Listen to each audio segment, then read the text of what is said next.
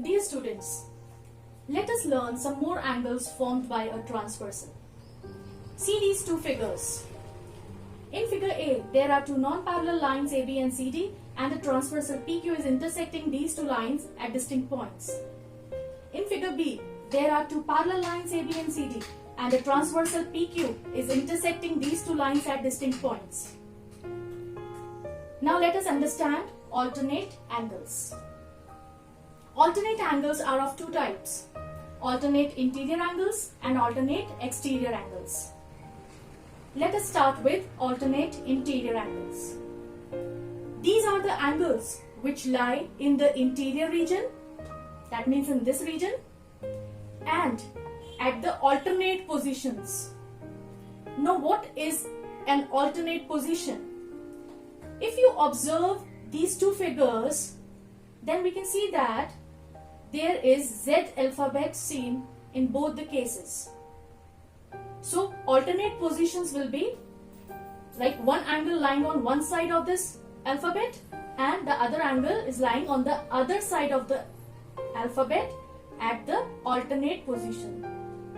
So the angles which are formed in the Z alphabet shape at the alternate positions and in the interior region are known as alternate interior angles. See, angle 3 and angle 6 form a pair of alternate interior angles. Similarly, angle 4 and angle 5, they form a pair of alternate interior angles. And in case of parallel lines, these angles become equal. Angle 3 is equal to angle 6, angle 4 is equal to angle 5. Now, what are alternate exterior angles? The angles which lie in the exterior region and which are alternate to each other. See, angle 1 and angle 8, they form a pair of alternate exterior angles. Why? Because they both are lying in the exterior region. We have learnt this in our previous video, what are exterior angles and what is exterior region. And see, both are alternate to each other. Similarly, angle 2 and angle 7, they form a pair of alternate exterior angles.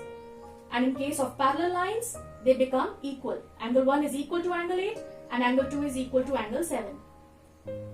Now, what are corresponding angles? The angles which lie at the corresponding positions are known as corresponding angles. Now, what are corresponding positions? See these angles, angle 1 and angle 5. They both are lying on one side of this transversal and both are lying above the lines. So these are the corresponding positions. The same corresponding positions are there, therefore they form a pair of corresponding angles. Similarly, angle 3 and angle 7, they both are lying on one side of the transversal and both are lying below the lines.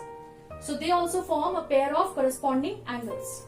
Similarly, angle 2 and angle 6 and angle 4 and angle 8 also form a pair of corresponding angles. And in case of parallel lines, these angles become equal. Like angle 1 becomes equal to angle 5, angle 3 is equal to angle 7, angle 2 is equal to angle 6 and angle 4 is equal to angle 8. So in parallel lines, we can see that alternate interior angles, alternate exterior angles and corresponding angles are equal. Or we can say that if alternate interior angles or alternate exterior angles or corresponding angles are equal, then the lines are said to be parallel.